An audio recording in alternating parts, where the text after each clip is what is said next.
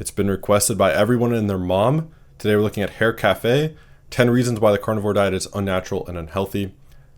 I'm not feeling my best. I have a little bit of a cold still. Whatever, we'll persevere. One more thing I'll mention before we hop in. I do not promote the carnivore diet. Maybe that's a misconception I see. People in the comments of this video were like, debate FaceIQ. Well, yeah, we'd have disagreements, but I don't promote the carnivore diet.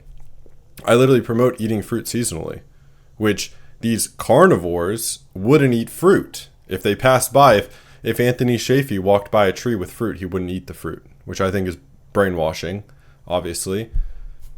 Same with Bart K, same with Eddie Goki. These guys say you should not even eat fruit in the summer when it was naturally eaten. Even Bart K will admit, you press him a little bit, he'll say, yeah, we would eat it 6 to 12 weeks of the year, which again, that's way different than what Paul Saladino does. I think Bart K's diet is closer than Paul Saladino's diet to the truth, but there's two extremes. I say we would eat fruit. So I'm not a carnivore, to be clear. And I, of course, don't agree with salt or cooking your food, so whereas most carnivores do. That being said, I'm probably going to disagree and agree a little bit. Let's hop right into it. Sup, chooms? How y'all living? Hope everything is Nova and you're all having a preem week. Alright, chooms, it is time for another video on the carnivore diet. I hadn't intended to create another video about this subject, but since then, I have come across even more research which indisputably proves that human beings are not carnivores. Rather, we are omnivores, or to be very specific, we are omnivores that lean towards a plant-based diet. So, that's going to be very hard to prove. Lean towards a plant-based diet, pre-agriculture, that's just unprovable. Ever since doing research on my last couple of carnivore diet videos, I have been thinking more deeply about this particular subject. Carnivore zealots on social media have completely dominated the health narrative for the past 5 years or so much so that their narrative has now officially become mainstream, especially with hugely popular influencers like Joe Rogan who promote the carnivore diet. Carnivore dieters like to think they're rebels, but they're not because they control the narrative about health on social media these days. Joe Rogan aside, some of the most popular influencers on social media promote the carnivore diet, like What I've Learned, Jordan Peterson and his trad thought daughter, as well as fake doctors like the Scientologist chiropractor Mr. Berg. However, well, you can see he's very emotional about this topic. He's already pretty mad, throwing out a lot of ad hominems, which is not what you want to see if you want no bias. Secondly, Dr. Eric Berg promotes a ketogenic diet, if I recall correctly, not a carnivore diet. And Jordan Peterson and Joe Rogan aren't really nutritional figures. The top nutritional YouTubers are like Dr. Mike. They promote like the normie balanced diet. Most people on YouTube, when they see, if you check the sections on a reel about carnivore diet, they're all like, the carnivores died at 30, and people are not on the same page, but whatever. The pendulum is now beginning to swing back in the other direction, and we're seeing more mainstream pushback against this dangerous pseudoscientific fad diet, including from media sources like the Washington Post, the New York Times, and many other who are continuously reporting on newfound scientific data that absolutely crush the naive idea that the optimal human diet is just meat. So, since the carnivore diet's takeover of the wellness sphere on social media, new anthropological research proves that human beings have never been carnivores at any point in their existence. We've always been an omnivorous species that evolved to eat both plants and animals. It's hard for me to take the carnivore diet seriously though, since it is fundamentally just a troll diet that was invented on 4chan to piss off vegans and environmentalists. To be honest, it clearly does have a lot of results. Like, look at Anthony Shafee's patients. He's helped so many people with autoimmune issues, digestive issues. Like, it clearly does. Even though it's not perfect, the cooked and salted carnivore diet, it does cure a lot of people, evidently. I don't even really think that carnivore dieters believe in their own bullshit. I think the vast majority of them are just sociopathic internet trolls and culture warriors who are promoting their diet as a stick it to the vegan libs gimmick. But oh yeah, he's a vegan. He's an emotional vegan. It's already evident. He's very emotional about this topic. He has a lot of hate for the people that disagree with him. For the sake of argument, let's go ahead and pretend they're actually sincere in their beliefs that humans should eat an all-meat diet because they really believe it is optimal for health and longevity and that humans evolved as a carnivorous species. So, even if that is what they really believe, they're still completely wrong. So I am going to provide 10 reasons as to why human beings are not carnivores and have never been a carnivorous or meat-based species at any point in history or... Never been meat-based is just absolutely insane. I'm excited to see that evidence. History. So let's begin with number 10. Number 10 is the fact that plants have been a major part of the diet of humans throughout their entire existence at every time period and at every location they've ever been. Is this supposed to be a human or? been at.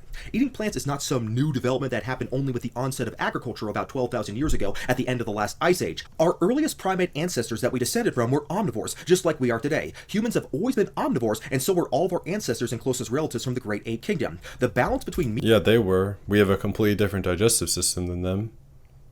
That has nothing to do with what a human eats, but yeah, okay.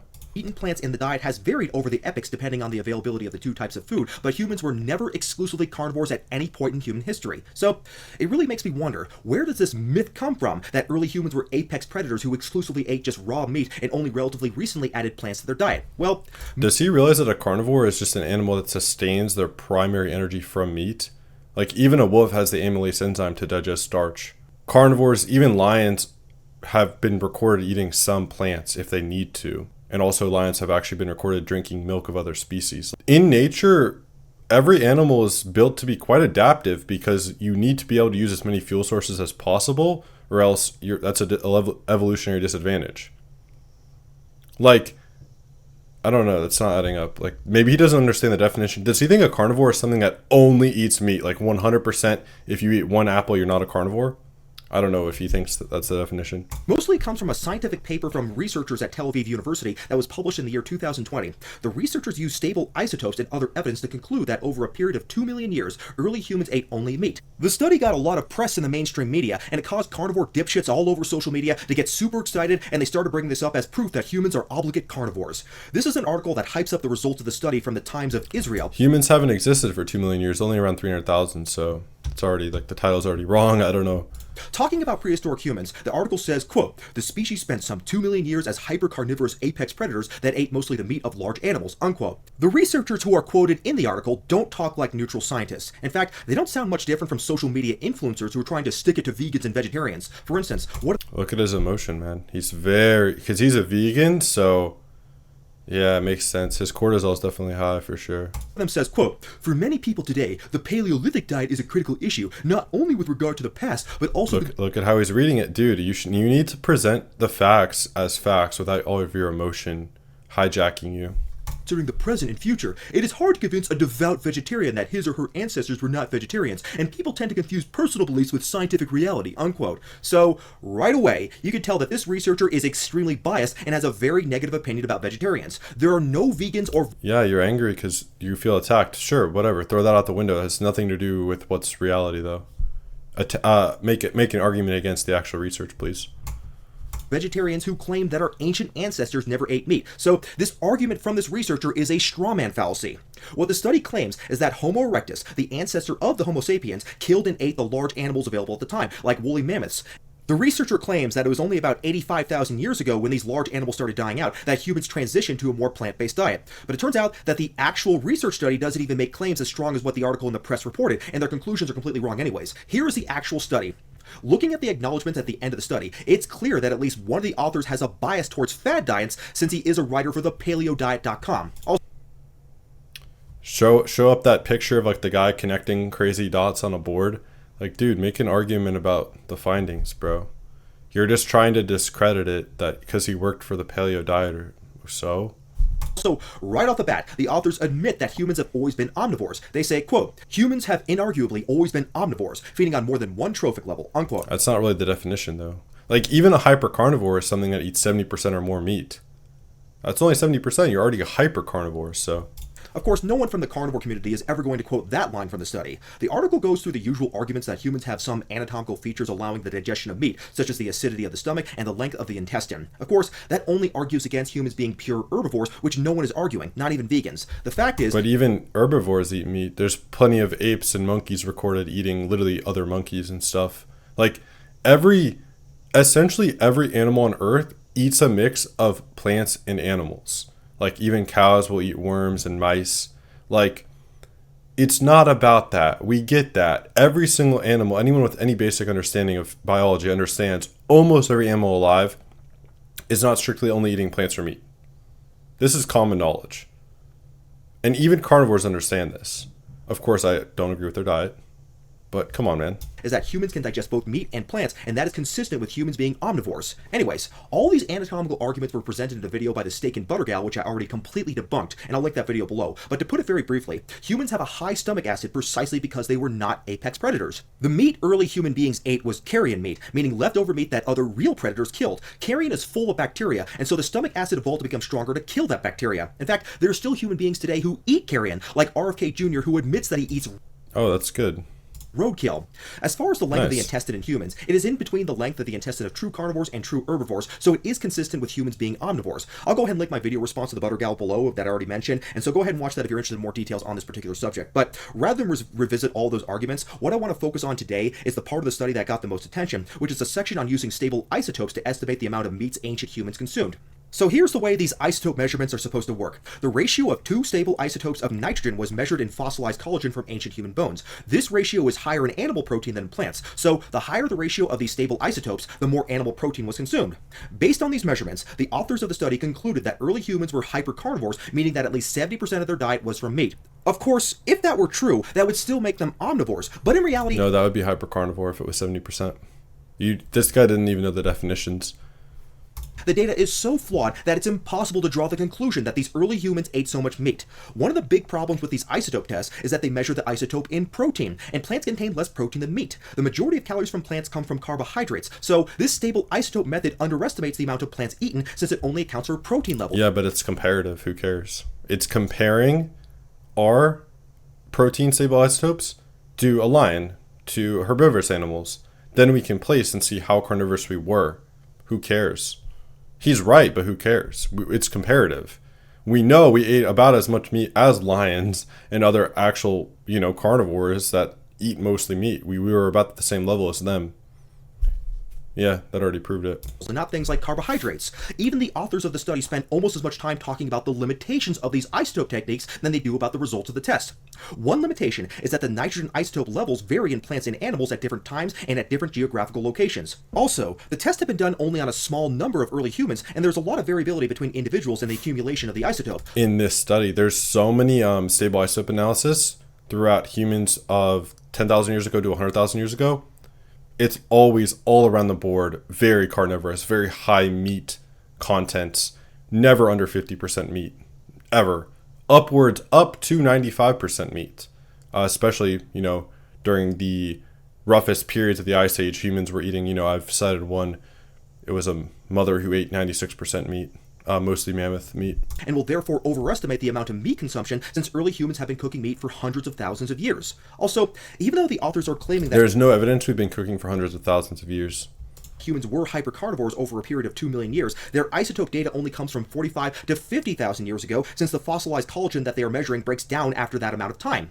But the authors of the study actually claim that this period of hypercarnivorism ended 85,000 years ago when humans increased the amount of plants in their diet. So this data from 50,000 years ago doesn't even apply to the time period that they are claiming is when humans were hypercarnivores. So this research is not much more than a potential script for a Butter Girl video, to be honest. And if you just look into the various stable isotope analysis throughout many regions of the world, throughout many time periods, you'll find it was predominantly meat in every single society. Then you have people like the Maasai, the Inuit, where it almost is 100% raw meat. With the Inuit, for example. Like, just look at the Inuit tribe, right? They kind of follow the diet I'm suggesting. Some very seasonal, small amounts of fruit. The rest, raw meat, raw organs, raw blood. Most of their health issues were due to indoor fires, it can be theorized. They would start fires indoors, and that would start a lot of health issues, obviously. And there you go. They're multi-generational. They have every nutrient they need just from eating meat. You'll never see that with only plants. You'll just die. Simple. Conclusions of the study have already been debunked by much better research. We now have good data that proves that plants have always formed a very large part of the human diet, including during the period that these authors claimed that humans were hypercarnivores. First, we have this study here that shows that early humans used stone tools to prepare plants for eating as early as 780,000 Those weren't humans, but okay. years ago. The authors of the study point out that there is a bias towards overestimating meat consumption when examining the archaeological sites of prehistoric humans. That's because animal food leaves behind traces that don't degrade, like bones. Plant matter, on the other hand, easily deteriorates and disappears without leaving behind a trace. So that's a decent argument. The thing is, we do have the stable isotope analysis. We compared it to lions, cheetahs, other animals, the vast array of animals at the same time period, and we were at the very top of carnivores, essentially. We were eating as much meat as a lion. Some even show more meat proportionally. So that's all you really need to know. There you are. It leaves behind a lot less evidence than meat does. This is one reason some people have claimed that prehistoric humans ate mostly meat, but that is misleading. So, to overcome this bias, the researchers examined under a microscope the tools used by early humans and found those weren't humans. Traces of many different types of plant matter wedged in the crevices of these tools. And even so, I guess he's attacking the idea that we ate zero plants, which I just can't believe carnivores actually think. Even Bart K acknowledges it was around 80% meat typically, and that humans would eat fibrous tubers, humans would eat seasonal fruit. Their argument is, yes, that's anthropologically consistent. Then they say, well, those were kind of the starvation foods. We don't really need those. The sustenance of our diet was meat, which I would agree with. However, I don't agree with the only eating cooked and salted meat. I think that's an issue. I think if you only eat raw meat, raw organs, raw blood, you'll be fine. 100%. You don't need any plants for any essential nutrients or anything, any essential purposes. You can completely sustain yourself off just animal foods. I agree with that 100%. But I don't think anyone argues against this, bro. Research implies that in contrast to what the carnivore gurus like to say, it is actually carbohydrates from plants that were necessary to drive the evolution of our increasingly large brains back then. The authors conclude, quote, our results indicate that lower Paleolithic Acheulean hominins invested time and labor in preparing a variety of plant foods in ways that increase their edibility and nutritional quality. These results emphasize the advanced cognitive abilities of the GBY hominids, adding unmatched evidence for the role of plant processing and consumption, a domain scarcely known. These weren't even humans, and just think about it like through biochemistry. Doesn't make sense that sugar would be the driving force in the evolution of our brains. Something without nutrients, it's high in deuterium, it's going to upregulate the Randle cycle. It doesn't make any sense. Now, if you look at fat-soluble vitamins, things like B12, things like taurine, biochemically, that makes sense to help our brain size. From what we understand, the moment we did start eating meat, we came down from the trees, and we started eating the meat, the rotten meat that we would find from other hunted animals. That's when we started, you see our skulls rapidly increasing in size. Makes no sense that carbohydrates would power the brain. Just doesn't at all, like the brain size. Clearly a major component of the diet of our early ancestors, unquote. So if that's not enough evidence, there's also an even more recently published study that goes back even further to 2 million years ago. The researchers... Who cares? Those aren't humans.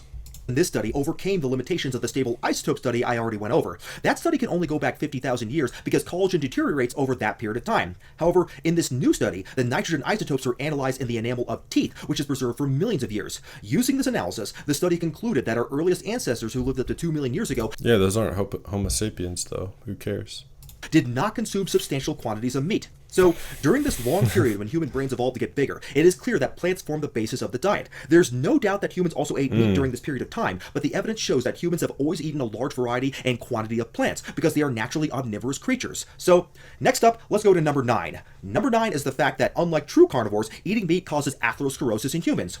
True carnivorous animals like cats, and even omnivorous animals like bears and dogs, can eat as much meat as they want, but they never get atherosclerosis from eating meat. But, in the case of human beings, not only do we get atherosclerosis from eating meat, it is the most common cause of death in the human species by quite a good margin. Humans are the only species of organism on the planet where the most common cause of death is atherosclerotic heart disease. It's practically non-existent in other animals, and if it does happen, it's usually in a controlled setting like in a laboratory for a clinical study. The fact that humans are susceptible to atherosclerosis shows that humans are not carnivores, they are omnivores. But until recently, it was not really clear why humans... But we're all getting atherosclerosis and we're all eating a plant-based diet.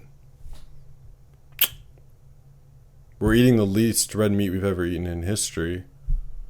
I don't know. The first recorded cases of these issues were in Egypt, when it was very grain-based. They have, 40% atherosclerotic rates in the mummies, and they were grain-based. They would almost only eat grains. We're more susceptible to atherosclerosis than any other animal. So why is it that no other animal gets atherosclerosis, but in the case of humans, it is the most common cause of death? Probably because they eat their natural diet and we don't. Exactly. By far. Well, that mystery has finally been solved. The reason why is because during human evolution, humans actually lost a gene that other animals have, and the lack of this particular gene is I figured it was going to be this argument. Tied to the production of atherosclerosis caused specifically by eating red meat. associated, so it's incidence, not risk actually. It's just the incidence of self-reported consumption. Yeah, it's just correlation studies. It's not cause and effect or anything. It can maybe make you form a hypothesis. But it's interesting. Normally the context that red meat is consumed in, it's very cooked. It's often breaded. Even what they consider unprocessed red meat is still processed with cooking. It's completely just backwards, all of it.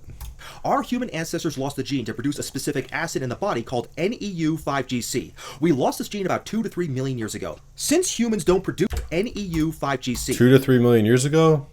Yet, when you observe people who were even eating predominantly red meat just hundreds of years ago before seed oils and such, the atherosclerotic rates were basically zero. Like, just look at what's already happened.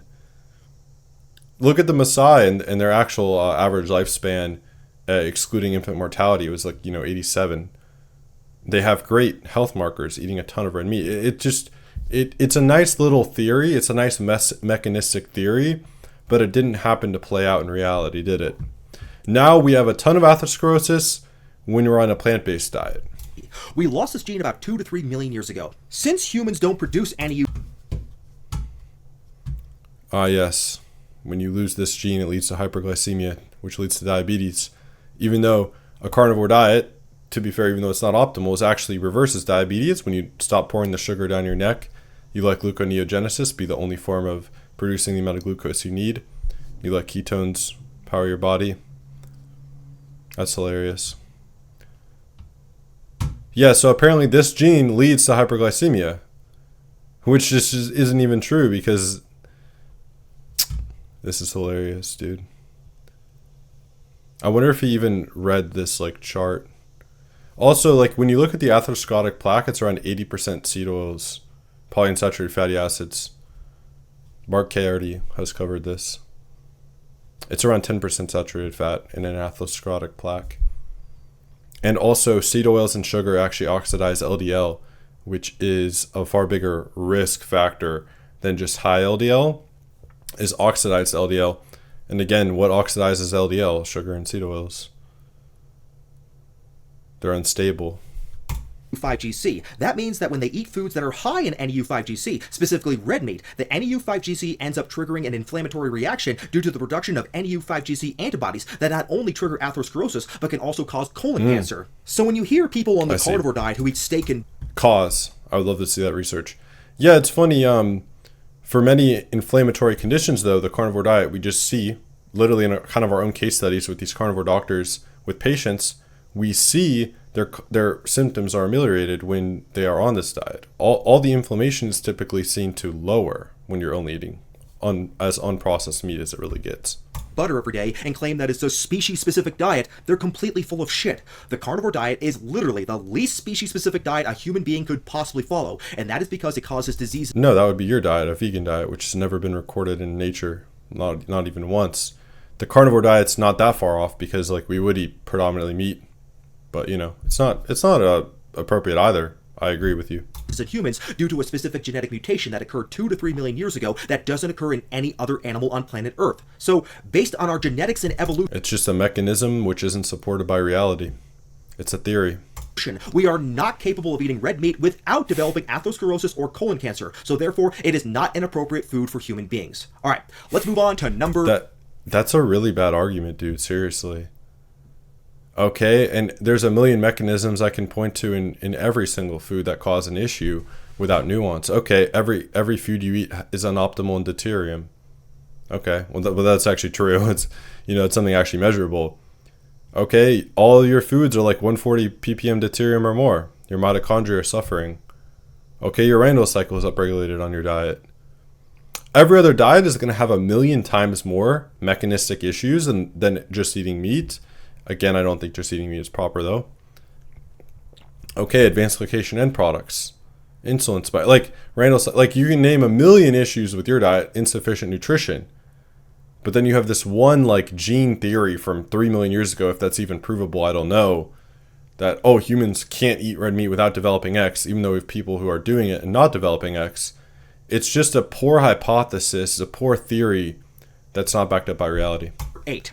Research shows that the healthiest diets are mostly plant-based diets. This point follows my last point because it's clear that based on scientific evidence that diets that are lower in red meat and more heavily plant-based are associated with better health outcomes. It's epidemiology correlation. It's nothing causal.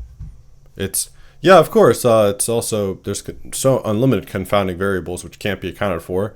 And when they're accounted for, they're essentially like, we're going to make things up because we don't like the result.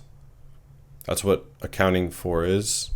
And improved health biomarkers in every capacity imaginable. The Mediterranean diet, for example, is based on the traditional diet of various cultures that have lived around the Mediterranean Sea for thousands of years. It is the only diet that is... Yeah, you know, they lived around the Mediterranean Sea. They didn't eat much seafood, though, you know. They just ate plants. It's been consistently shown in multiple randomized control trials to lower the risk of cardiovascular events. On the other hand, there are no studies showing any longevity benefits from carnivore...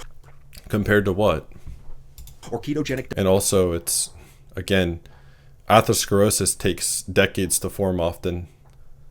How long are those RCTs? If they're 20 years, maybe I'd say, okay, that's something, but... Diets. None whatsoever. These diets all raise serum LDL cholesterol, and we know that increased LDL cholesterol correlates with the development of atherosclerosis. Yeah, it correlates. So, oxidized LDL correlates more. Also, when you control for confounding variables like insulin sensitivity, insulin resistance, inflammation, you have a lot of confounding variables. When you account for those, Paul Saladino has already done extensive work on this, then this correlation disappears into thin air. So all these diets will increase the risk of getting heart disease. No, that's not the risk. You're saying those diets, when observed, have a higher incidence, which is different. And having high LDL, it completely depends on how high is your HDL, how low are your triglycerides, how good is your overall metabolic health. When you account for that, your LDL is nothing to be concerned about. Also, there are areas on the planet called blue zones, which have the greatest number of people living to over 100 years old. So, oh yeah, Okinawa, Japan, essentially the raw meat capital of the world. Exactly. What do all these blue zones have in common, you may ask? Well, they all follow a predominantly, but not exclusively, plant-based diet. If humans were truly carnivores, then the longest-lived populations would not be the people who eat the most plants. That should be obvious. All right, moving on to number... Unlimited confounding variables. Modern medicine, for one. Yeah, just ridiculous. 7. Humans cannot produce their own vitamin C like carnivores can, and meat is lacking in many essential vitamins and minerals. Okay, so let's go ahead and start with vitamin C. All true carnivorous animals produce their own vitamin C, since meat generally... This is extremely bad faith, and a lot of uneducated people will not see through this. Almost every animal on Earth, besides humans, produces its own vitamin C. Both herbivores, omnivores, carnivores. So yes, carnivores fall under every animal on Earth, but every lamb, every sheep, every cow, every animal, no matter what they eat, essentially produces their own vitamin C besides humans. Almost every single one. So you could replace this word carnivores with herbivores. No, and herbivores do get some from their diet, just as we do from meat as well, by the way. But almost every animal on Earth produces their own vitamin C. That's completely bad faith. Lacks vitamin C. Of course, humans don't produce their own vitamin C. They have to get it from plant sources. If you look at Nope, you can get it from animal sources like liver or even muscle meat raw. Table of significant dietary sources of vitamin C from the NIH, you'll notice that all the sources are from plants. Meat contains no vitamin C. False. False. I'll put up the analysis. That is completely false. Boom. Just provably false statement. Done. Exception to this rule is from organ meat, which does have a very small amount of vitamin C, but not nearly as much as what is even the muscle meat has it. False. In plants. So it has less than plants. What's the physiological requirement though? Who cares? Who cares if plants had 10,000 milligrams and liver at 5, but all you need is 1? Okay, so who cares? It's possible to get vitamin C on a carnivore diet if you eat organ meat, but it would have to be from raw organs since heat destroys vitamin C. So exactly, which is why you should be eating them raw. Carnivore dieters claim they don't need as much vitamin C in their diet as people on a plant-based diet because vitamin C is involved in carbohydrate metabolism and they don't consume a significant amount of carbohydrates, so therefore it's not a problem. However, let's not fool ourselves, Jones. Vitamin C is still absolutely an essential vitamin, and it is not easy to get enough of it on a pure carnivore diet. Enough of it on the basis of what? We already have observed the physiological requirement is clearly very low on those following this diet, hence the Inuit. They would eat the blood, the organs, the meat, they'd have plenty of vitamin C. The physiological requirement of vitamin C when you're eating the proper diet is almost nothing at all. especially because you have so much collagen and amino acids and hydrolyzed proteins in the diet, which is mainly what vitamin C is used for anyway. So even if their mechanistic hypothesis is true. So it's possible that their mechanistic hypothesis is already played out with the Inuit. The Inuit don't supplement vitamin C. They barely eat anything but meat, raw meat. They have no scurvy. Boom, you're done. Already been proven. that some people on the carnivore diet will get enough vitamin C to avoid scurvy, and that's probably because most of them take vitamin C supplements. But scurvy That's a cope. No one does that. has still been reported to occur on extreme carnivore diets, so it definitely can still happen. If it's of raw carnivores eating organs and blood from fresh meat, it might be interesting. But one very important point the carnivore cults eat. I mean, again, in history, raw horse meat was often fed to cure scurvy because it's full of hydrolyzed protein and vitamin C. And often people actually developed scurvy when they ran out of meat. But, ignore that. Seems to forget is that just because you're eating enough vitamin C to prevent scurvy, that does not mean that you're eating optimal levels of vitamin C for health overall. Vitamin C is not just about stopping scurvy. It's also a very powerful antioxidant. It's important for wound healing. It has a strong anti-aging effect since it helps boost collagen production of the skin. It also boosts the immune system, and it helps with the absorption of certain minerals like iron. So to put this all into perspective, if we compare... Yeah, and you get as much vitamin C as you need from eating raw organs and the whole raw animal, because that animal was, if it's healthy, functioning and alive with that much vitamin C in its body. Exactly. So you consume the entire animal, you consume everything that living animal had. Therefore, you get everything you need. It's pretty common sense. It's pretty obvious. And evidently, it played out as reality with the Inuit. The vitamin C content from a single serving of liver to a single orange, a 100-gram single... Again, no relevance whatsoever. You'd have to show that the physiological requirement isn't being sustained by the liver, which it is, evidently. Single serving of liver has about 1.3 milligrams of vitamin C. A single orange, on the other hand, has about 70 milligrams of vitamin C. I know there... Okay, and how much will you absorb with the GLUT4 transporter? On a competition, on a raw carnivorous diet, the GLUT4 transporter is wide open. You get all the vitamin C you eat. We've already observed, there's studies showing that when you have sugar and vitamin C together, competing for the GLUT4 transporter, you can have up to 90% of it not absorbed. So... okay. There is some dispute about this, but even the most optimistic sources show that raw liver doesn't have nearly as much vitamin C as what is found in plants. So? Okay. More is not always better. In fact, excess vitamin C turns to oxalates in the body. I'm not sure if you're aware of that. That's why a lot of people who supplement vitamin C get kidney stones. Recommended daily dose of vitamin C is about 90 milligrams. Recommended for who on the basis of what? Yeah, for the Western dieter. It's all associative anyway. Look into how the RDAs are formed. It's a complete joke. Milligrams per day. So even if you ate nothing but raw liver, you still wouldn't get anywhere close to that number. You may get enough. So who cares about that number? It's not a number for raw carnivores, is it? Come on, man. Use your brain. Vitamin C to stop scurvy, but if you want to experience all the other great benefits of vitamin C, then eat some damn fruit. If you no basis for proving that assertion, and I'd agree. Eat fruit if it's seasonal, by the way.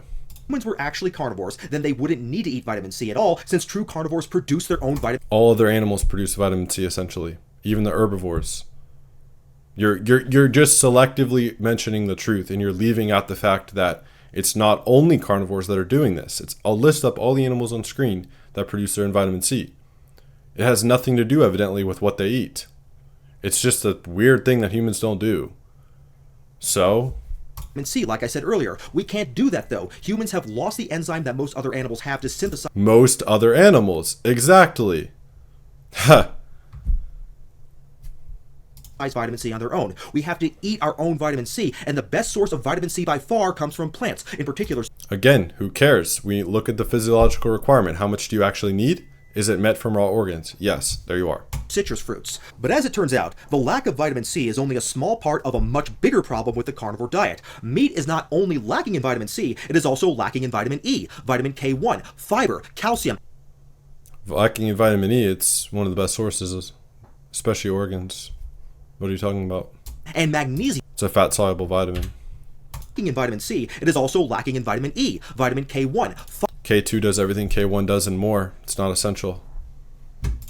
Meat is not only lacking in vitamin C, it is also lacking in vitamin E, vitamin K1, fiber, calcium. Fiber is not a nutrient. Calcium's plentiful. Your physiological requirements surpassed. And if you're really worried about that, then you could eat dairy, which is also an animal product. And magnesium. Of course. Nope, that's in meat. plentiful, especially when you eat the whole animal. Of course, in the case of fiber, carnivores will claim that it has no benefits because it's not a real nutrient. And even though it is true that we don't actually derive any nutrition from fiber, fiber still plays a very important role in the gut microbiome because it reduces the risk of colon cancer. Associative?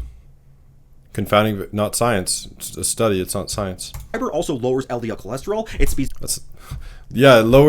It lowers the amount of cholesterol your body is naturally predisposed to producing when you give it the proper inputs. That's a good thing. That's a good thing, yeah.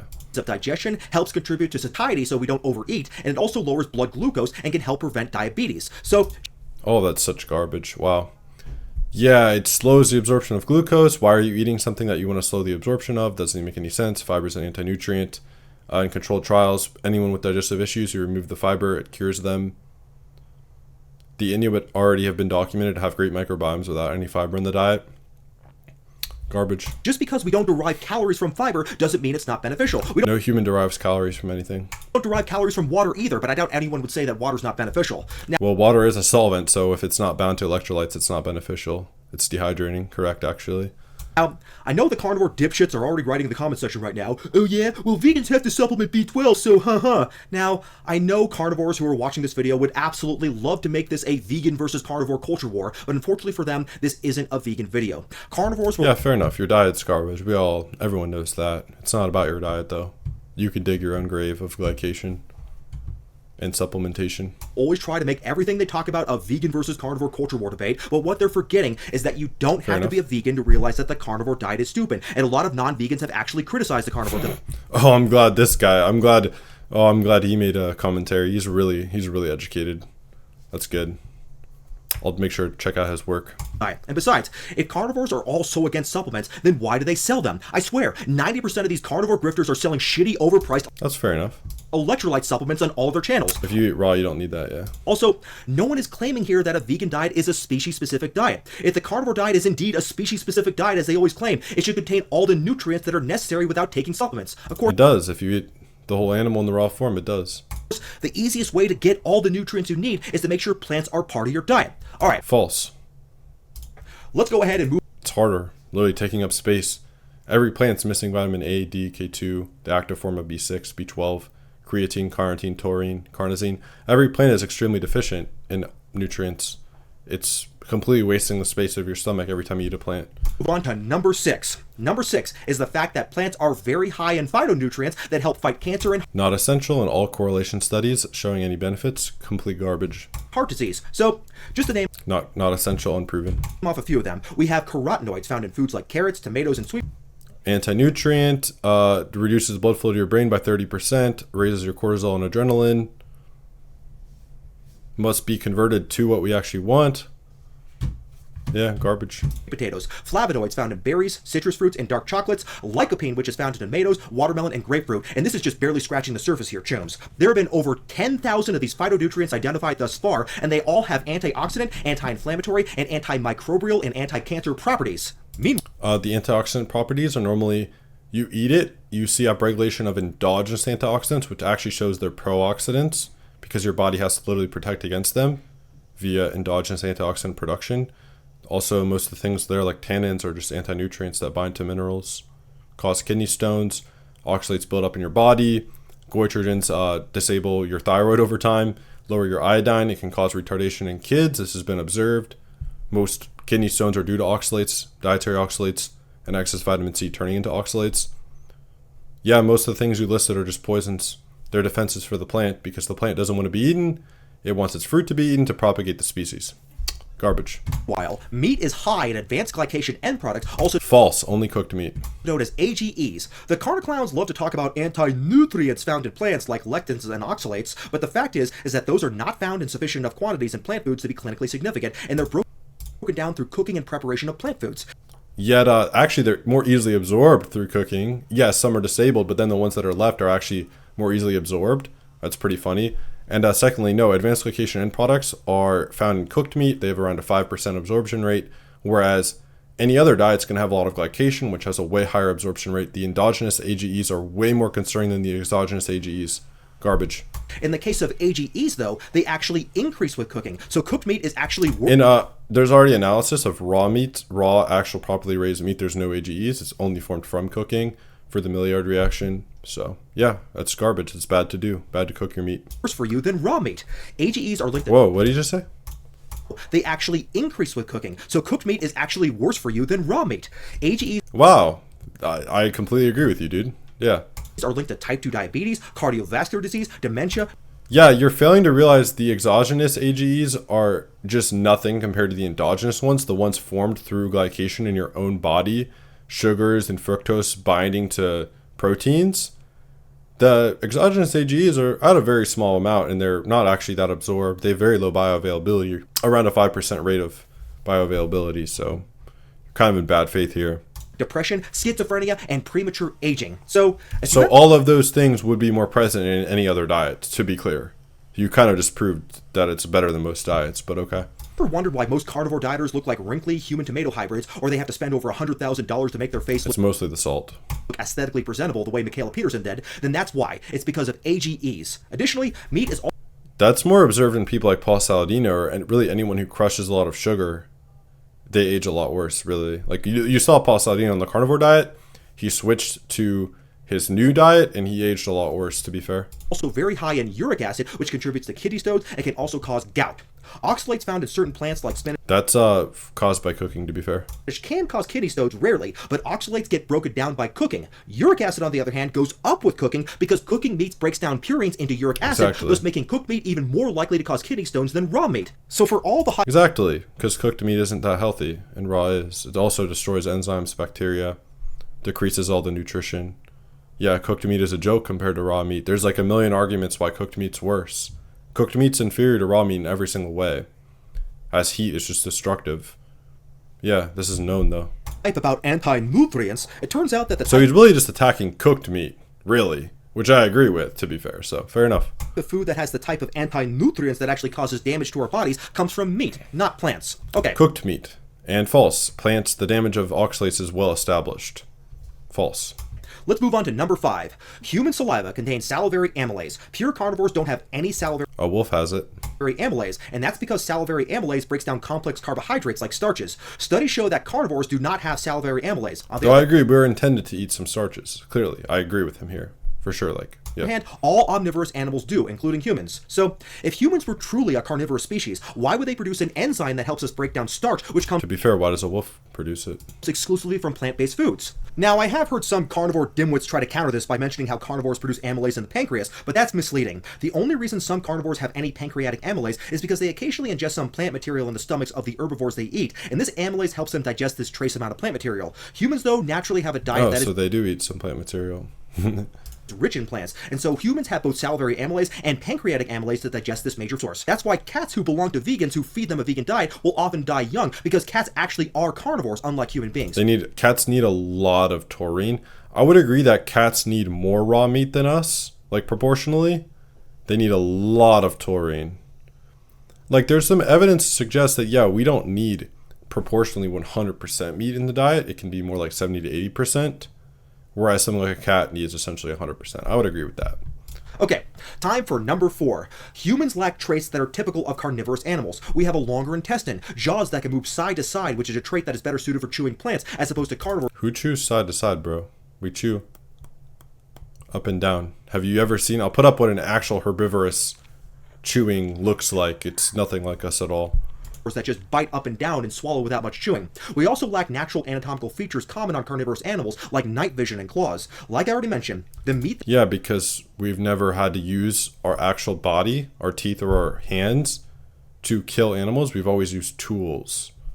that we evolved eating in early times was likely carrion meat, which explains our stomach acidity, and it also may explain why humans generally don't enjoy killing animals, even though they like the taste of meat. I love killing animals. Speak for yourself. It's because the meat we ate prehistorically came from animals that are already dead. And funny enough, that's something that hasn't changed in the slightest. Most people today cannot comfortably eat meat unless it is already dead and someone kills the meat for them. True carnivores... He's right about this. You should completely understand when you're eating meat from the store that you are responsible for an animal's death, and you should see nothing wrong with it. Animals on The only issue is how modern animals are raised, which is why you should get your meat from a responsible farm. Hand will eat their prey when they are still in the process of dying, and they won't even feel a shred of remorse for their prey, no matter how much they are suffering. If humans were truly carnivores, then humans would not be bothered by animal cruelty. Look at the Inuit. They're doing the same thing. They're killing the animal and drinking its blood. They have no remorse. They have smiles on their faces. The kids have smiles on their faces while they're drinking the blood and eating the liver.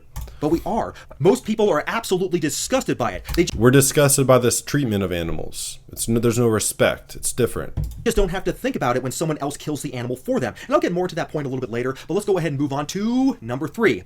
Meat is good for short-term survival and may have been a good source of antagonistic pleiotropy. calories in prehistoric times, but the paradigm has shifted dramatically these days. Now, we live in a world of complete abundance. The food that was once optimal for survival in ancient times is now detrimental for our longevity in modern times. First of all, if you go to any Walmart in the United States, it's very easy to see that By the way, this antagonistic pleiotropy argument still literally proves then that meat is optimal for development and for your earlier years to develop. But what this just happened here is this vegan just made an argument that you should eat meat for the first 25 years of your life. This vegan just proved you should eat meat according to his own argument.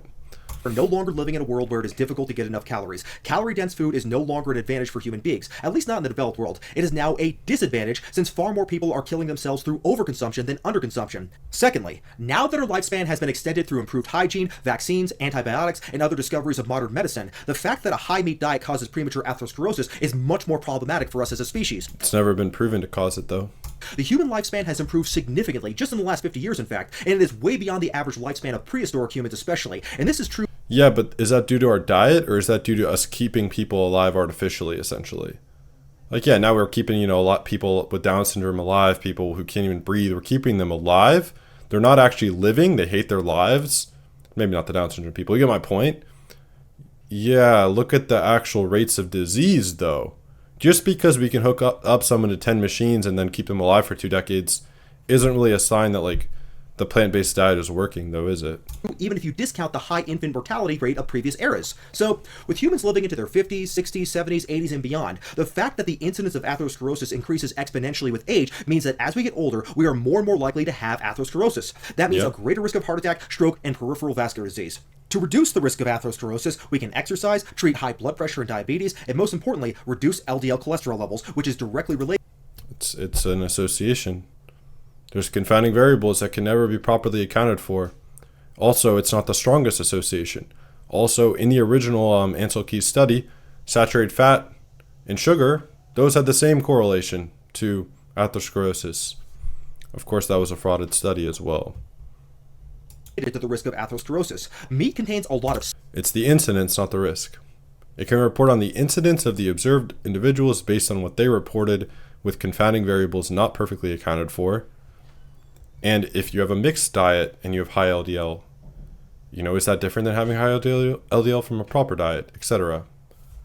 Unlimited confounding variables not accounted for. They reduce LDL cholesterol levels, which is directly related to the risk of atherosclerosis. Meat contains a lot of saturated fat, and saturated fat in the diet raises LDL cholesterol, and so it increases the risk of atherosclerosis. The carnivore diet completely... Nope. Again, it's just you're observing high LDL in people with an upregulated Randall cycle, poor insulin resistance sensitivity. You're observing sick people with a high LDL. That's the difference. You're observing sick people with a high LDL.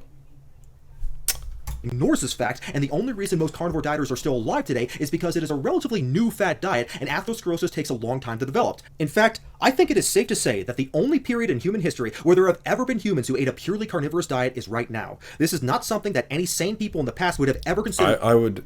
It's not really studied. If you're eating raw, nourishing animal foods exclusively, you will see, I hope this is observed, no one doing that and then having the confounding variables such as smoking and drinking, all that accounted for, they're not doing any of that garbage, they will not get atherosclerosis.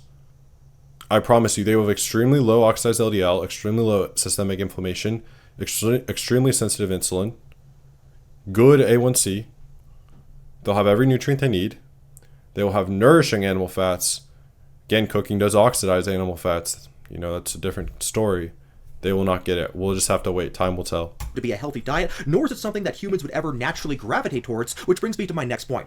Number 2, people enjoy eating plants. If you watch any carnivore diet video like those So, from the steak and butter gal, they often show some kid who is offended when offered some broccoli. He shakes his head and refuses. So, from this, steak and butter gal concludes that people naturally want to eat meat and they hate to eat vegetables. That's because they think that meat is a natural diet for humans and plants are unnatural for us to eat because we're naturally carnivores. Of course, if you offer that same kid some Skittles and Sour Patch Kids, he'd push the meat away immediately and eat the sugar first. wow, maybe because one's an artificially created drug and one's a vegetable, even though broccoli is not natural, of course.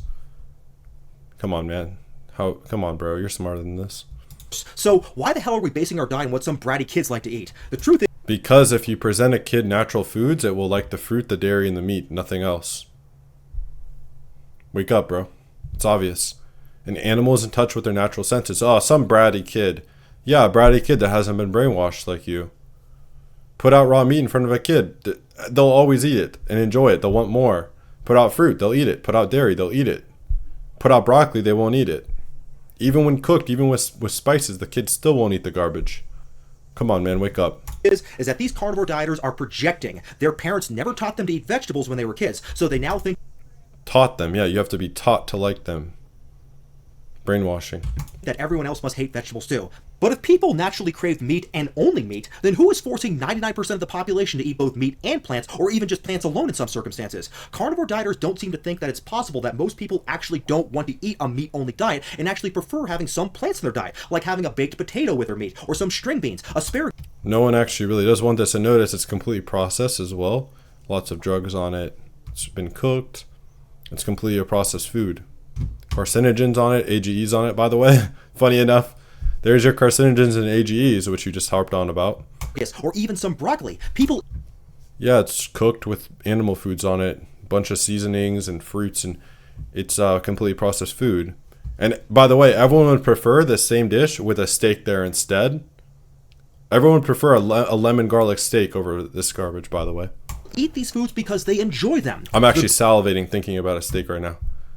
Not the broccoli, obviously, because I'm in tune with my senses. Greatest and most cherished cuisines from countries all over the world feature dishes that are rich in fruits and vegetables. Dishes from Asia, the Middle East, Italy, France, Spain, Mexico, etc. They all feature Mostly fruits and grains, which do taste better than vegetables, obviously. scrumptious, delectable dishes that include plants because people don't want to just eat a boring slab of meat all the time. Plants add flavor to dishes that meat cannot provide. Okay, then throw in some raw fruits with the meat, bro. No one's really complaining about that. Like sweet, spicy, as well as certain umami flavors. Hell, most people even season their meat with plants like peppers and hot sauce. So Those are fruits, to be fair. And I don't do that personally, to be clear. let's face it, people like eating plants because they are part of an omnivorous diet, and we naturally want to eat them because they taste good. People make their own decisions, of course, on what they like to eat. The fruits do, not the vegetables. And aside from the small cult of carnivore dieters, people actually choose to eat vegetables. If we were free to choose what we eat, practically everyone on Earth chooses to eat an omnivorous diet because that Who chooses to eat vegetables over fruits? Every context I hear vegetables, people like getting in my daily vegetables, sneaking in vegetables in my fruit juice. It's all about sneaking them in and forcing yourself to eat them. That's the general consensus. And if it's not, it's people thinking avocado or cucumber or fruit are vegetables, or they're really fruits. I'd love to know who this guy's referring to. is our species-specific diet. That's why most carnivore dieters end up quitting the diet because humans naturally want to eat plants. Okay, so now, finally let's get to number one. The number one reason why humans are not carnivores is because humans have empathy. Alright, so this one is kind of my own I might just click off the video. take, but I think it makes sense. Humans are not savage killers, at least not most humans. If humans were actually carnivores, as carnivore dieters like to claim, they would be the only alleged carnivores that actually feel Yeah, I think I'm just going to not watch that point. That point's pretty horrible. Just self-evidently, I believe. Should be obvious. Has nothing to do with optimal nutrition. It's okay. It's brainwashed people in our society. Brainwashed people in our society don't like to kill. Okay. And go to a natural tribe. They have no issue with it. The Inuit will just slit a throat of a seal and eat it raw. Eat the blood, eat the organs. Like no one's business. Who cares? Yeah, the people here are completely brainwashed in our society. It's a horrible argument. Wow, the arguments were pretty garbage. Most of the studies were referring to hominids and people that weren't even humans. He didn't understand how the isotope analysis works. It actually does show we're hypercarnivorous because it's comparing us to other animals in the same time period. Again, we literally have so much evidence that we literally hunted megafauna to extinction because we were eating so much. We hunted mammoths to extinction. because we were eating so much. We have tons of archaeological evidence, tons of spears, tools for cutting bones. We were clearly eating a ton of meat. I agree, not exclusively. We'd eat fruit, we'd eat some tubers if we found them. And that was around 20% of the diet. Yeah, I agree with you. We didn't only eat meat. And I think anyone that asserts that would be foolish because we were scavenging for whatever we could find back then. If you found a source of calories, like a fruit, you would 100% eat it as a natural human. Same with honey. Same with even a tuber. 100% you'd eat it. And any carnivore, I don't really think any carnivores assert this. Even Barquet understands this. I think they're just saying that for curing certain conditions that have now been caused by the modern world, cutting out the fiber in the plants completely can often provide a cure, which is often observed in almost these mini case studies. Tons of people with digestive issues, you cut out the fiber, they're good. Especially the vegetable fiber, not the pectin fruit fiber, which is a lot more digestible. His arguments about empathy and, oh, we don't like to see animals die, it's horrible. All of his other evidence was just correlation studies. He didn't point out the fact that you need to be eating a lot of meat per day for B12 and such in proper amounts. Naturally, you'd have to, because we only have had supplements which the efficacy is quite debatable for a very short amount of time. And naturally, you'd have to eat a ton of meat. The vitamin C argument, completely bad faith. Every other animal, no matter what they eat, produces their own vitamin C essentially. So that is no indication, that can't report on what our diet should be compared to that. Garbage, man, come on. Yeah, you also attacked cooked meat, which I agreed with. Really, he just proved that raw meat is actually still consumed and healthy. That's all he did. You proved raw meat doesn't have the AGEs, doesn't have the uric acid issue, doesn't have the carcinogens. It has tons of protein, all the nutrients you need. Your vitamin C argument was based on RDAs, which are inherently flawed and not based on the physiological requirement. This video was garbage. And I would happily debate you live as well, by the way. Any day of the week. I know you think I'm a Luke Smaxing only channel. Throw that out the window. We can talk about nutrition. I'd love to debate against your diet, your vegan diet, which is already deficient, as you know, which is why you take pills every day, and I don't. Enjoy your pills. Which is why you restrict yourself from food groups, whereas I eat any food group. I will eat some fruits, some dairy, some meat, because I don't restrict myself, which is why I have every nutrient I need. And you don't. You have to cook your food, which creates carcinogens. I don't. Because everything I eat can be consumed in its raw form, which is its natural form. I don't have to process my food. Well, leave your thoughts in the comments below, guys, what you thought of his video. I thought it was a good attempt, but ultimately the arguments didn't really pan out. Thank you all for watching. Peace.